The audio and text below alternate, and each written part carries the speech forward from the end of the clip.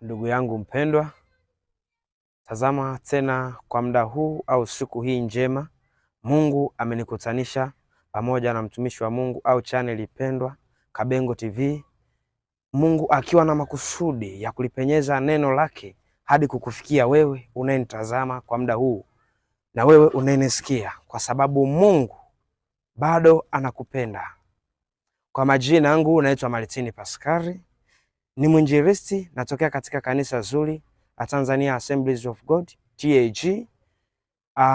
Nimesimama hapa kukuletea neno la Mungu kwa wewe utakayenisikia, si kwa mapenzi yangu bali mapenzi ya Mungu yatimizwe. Kwa hiyo ndugu yangu, unapolisikia hili neno, tambua ya kuwa si habari zangu bali ni habari za Bwana Yesu Kristo, ambaye aliutoa uhai wake pale msalabani kwa ajili ya mimi na wewe tuwe salama. Kwa hiyo kwa sasa tutaenda kuangalia maneno ya Mungu yanayotoka katika kitabu cha Isaya ile sura ya 9 mstari wa 6 hadi wa 7, ambayo maneno ya Mungu yanasema: maana kwa ajili yetu mtoto amezaliwa, tumepewa mtoto wa kiume, na uweza wa kifalme utakuwa begani mwake, naye ataitwa jina lake Mshauri wa Ajabu, Mungu mwenye nguvu, Baba wa milele, Mfalme wa amani. Mamlaka ya enzi yake yatukuzwe daima, na kutakuwa na amani isiyo na mwisho katika kiti cha enzi cha Daudi na ufalme wake, kudhibitisha na kutegemeza kwa hukumu na kwa haki. Tuombe. Asante mfalme amani, Mungu wa uzima, tazama tena Bwana kwa muda huu jemedari Yesu, mfalme amani, kwa sababu wewe upo mahali hapa. Yesu, umenisogeza mahali hapa. Mfalme amani, maneno haya ninayoenda kuyatamka Bwana siku njema leo, si maneno yangu. Nahitaji Bwana mfalme amani ukasimame nayo kwa kila mmoja atakayekuwa tayari Bwana kuyapokea. Kama neno lako lisemavyo, atakuwa salama. Nawe Bwana ukamfanye kuwa salama. Nitumie kama chombo tu Bwana, ukaipenyeze sauti hii kwa kila mmoja atakayesikia, kwa ajili ya uponyaji, kwa ajili ya msaada wake, kwa sababu mfalme amani, si habari zangu bali ni habari zako. Kwako Yesu Kristo narudisha heshima na utukufu nikisema amen. Ndugu yangu, somo letu la leo linasema Yesu na ufalme wake. Yesu na ufalme wake. Ninaposema Yesu na ufalme wake, ninamaanisha kwamba kuna falme nyingi na watu wengi ambao wanatawala dhao, yani wana utawala wao kiufupi. Naposema hivyo naweza nikachukulia mfano kwa duniani hapa, mfano wa dunia hii tulionayo. Tunatembea kama serikali. Sasa kuna rais ambaye sasa ninaweza nikasema ni mfalme, labda mfalme wa wapi, rais wa Tanzania, rais wa wapi. Lakini sasa hapa ninazungumzia ufalme wa Yesu. Maana ninaposema Yesu na ufalme wake, namaanisha kwamba Yesu ana ufalme wake.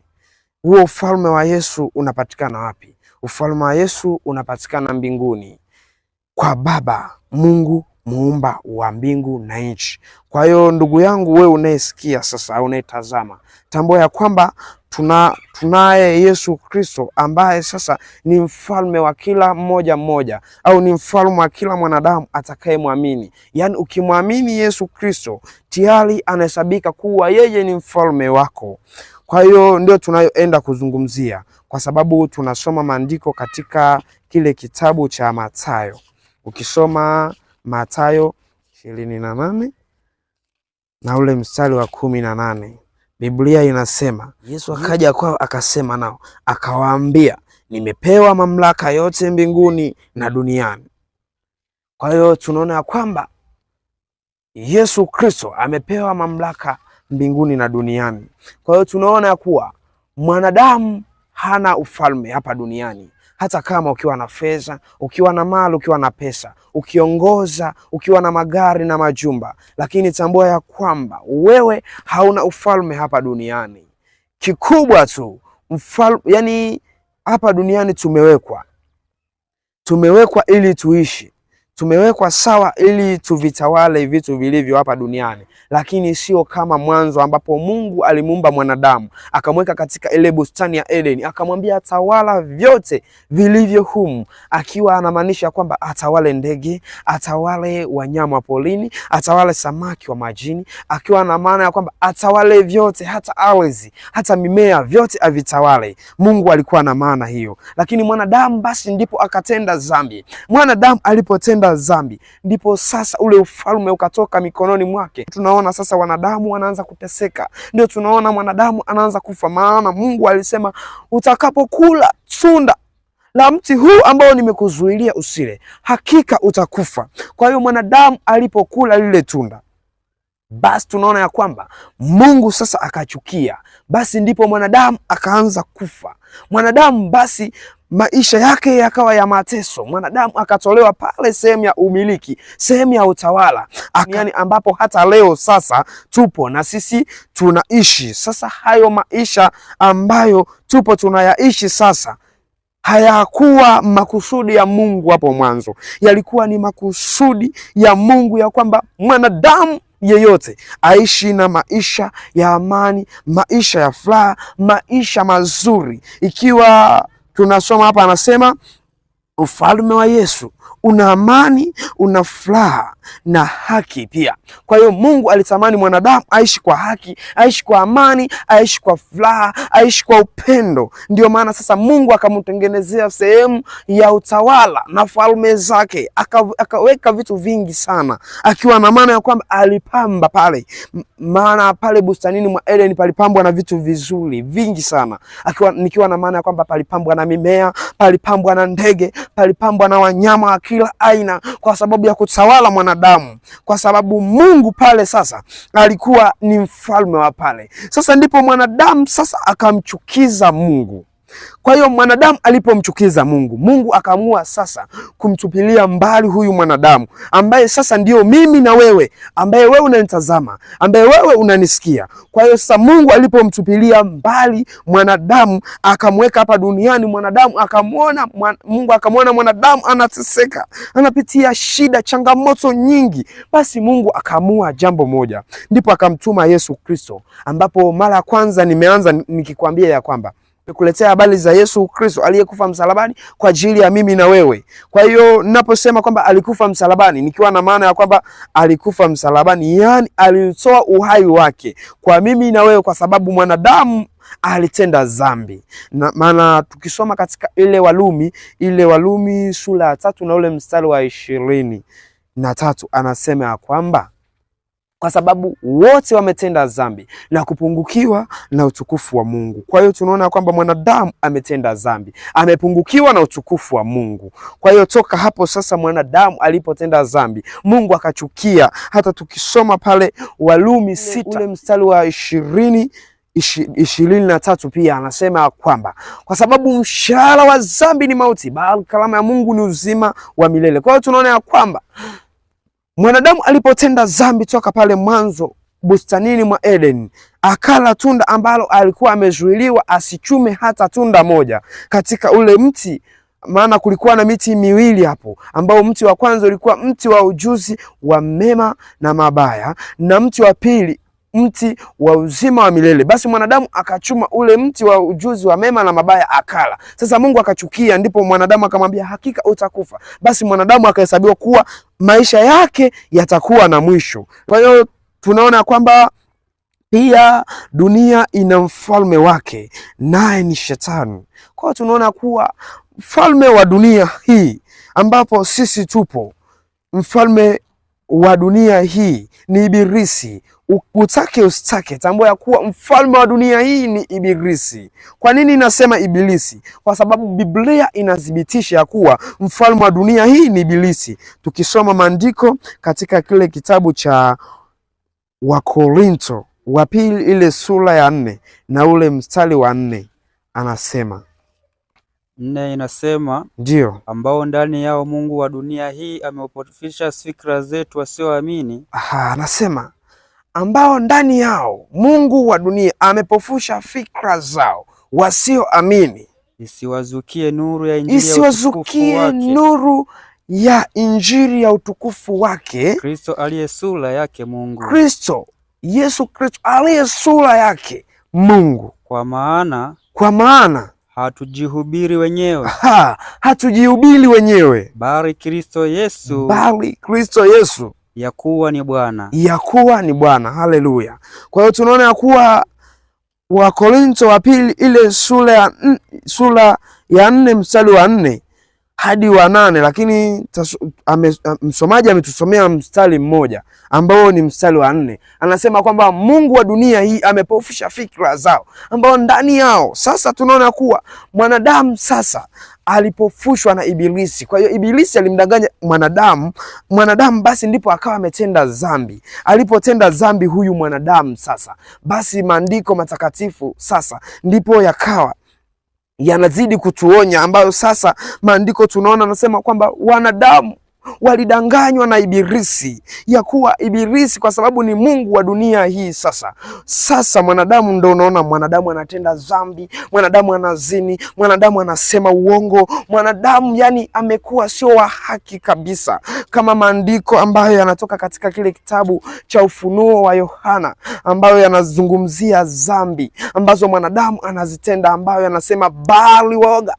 Ufunuo wa Yohana ile sura 21 mstari wa 8 anasema bali waoga na wasioamini, wachukizao, wauaji, wazinzi, wachawi na walevi na wasioamini, waabuduo sanamu na waongo wote, sehemu katika lile ziwa liwakalo moto na kiberiti. Hii ndio mauti ya pili. Kwa hiyo tunaona kwamba mwanadamu alipotenda dhambi basi akahesabiwa kifo, akahesabiwa mauti, ndipo mauti ikaingia duniani. Sasa mwanadamu akaanza kufa, mwanadamu akaanza kuteseka, mwanadamu kwa sababu ya kuisikia sauti ya Mungu. Lakini ipo njia, ndugu yangu. Yesu alizaliwa kwa ajili ya mwanadamu. Hata kama mwanadamu alihesabiwa kufa, huyu Ibilisi asikudanganye ndugu yangu, kwa sababu najua hata wakati wa hizi shughuli, labda kuna Krismasi, kuna mwaka mpya, kuna Pasaka, unakuta mtu hajatenda dhambi toka mwanzo, toka akiwa mdogo, lakini anasema kwenye Krismasi nami nitakunywa pombe, kwenye mwaka mpya nitazini. Unakuta mtoto mdogo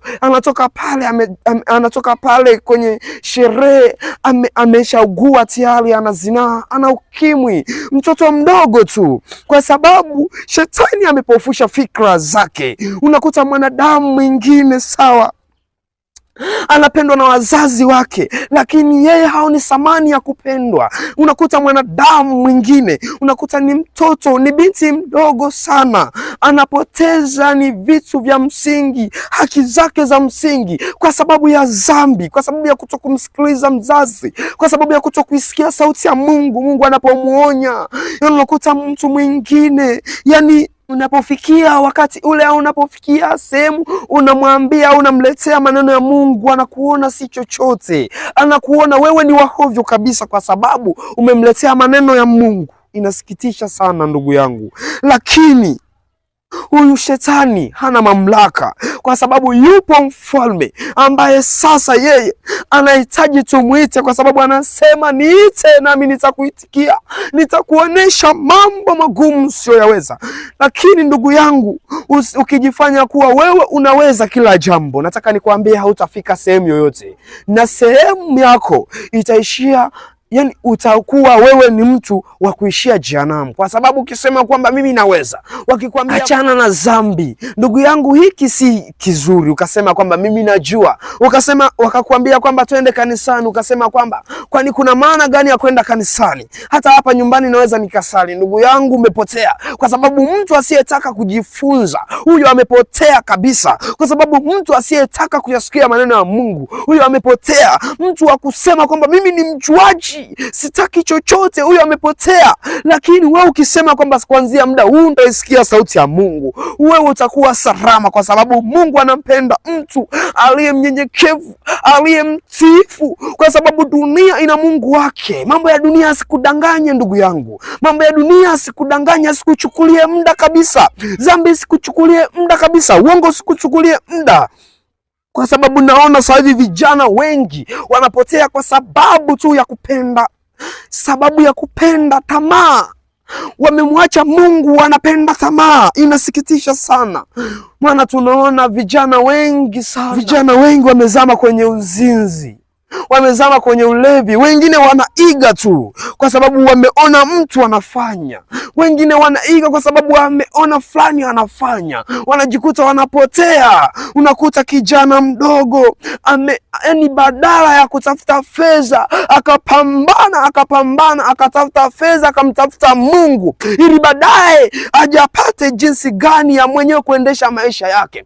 Ndipo sasa anachukua huo muda wa kwanza kusumbuka na wanawake. Kila siku jioni utamwona kwenye njia panda, mara yupo kwenye njia panda hii, mara yupo kwenye njia panda hii, leo yupo katika njia panda hii, kwa sababu tu atimize tamaa zake za mwili. Lakini nataka nikuambie, hata kama ukipenda zinaa, hata kama zinaa haina pa kukupeleka, haina njia ya kukupeleka mbinguni, bali ni motoni tu. Yani njia ya mtenda dhambi ni fupi sana.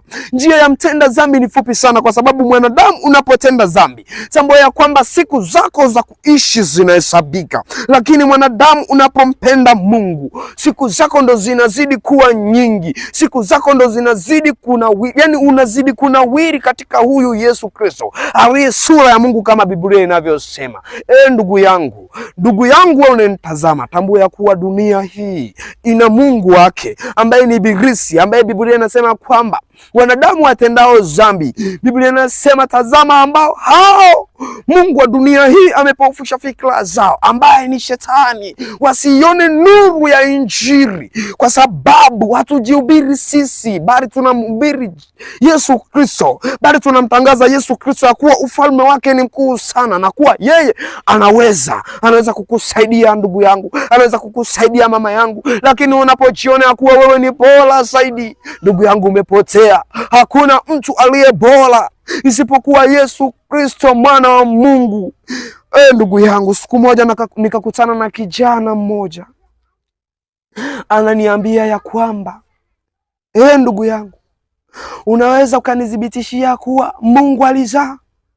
Lakini Biblia inatuthibitishia kwamba tazama, tumepewa mtoto wa kiume ambaye ufalme utakuwa begani mwake, naye ataitwa jina lake Mungu mwenye nguvu, mshauri wa ajabu, Baba wa milele, ambaye ni Yesu Kristo sasa aliye sura ya Mungu. Ndugu yangu, utake ustake, dunia hii ina mwisho, dunia hii ina mfalme wake. Kwa hiyo tunaona hapa Yesu alikufa msalabani kulipa deni ya dhambi zetu, alizikwa na akafufuka kutoka kwa wafu. Maandiko yanatoka katika kile kitabu wa Korinto wa kwanza ile sura ya 15 na ule mstari wa 3 na 4.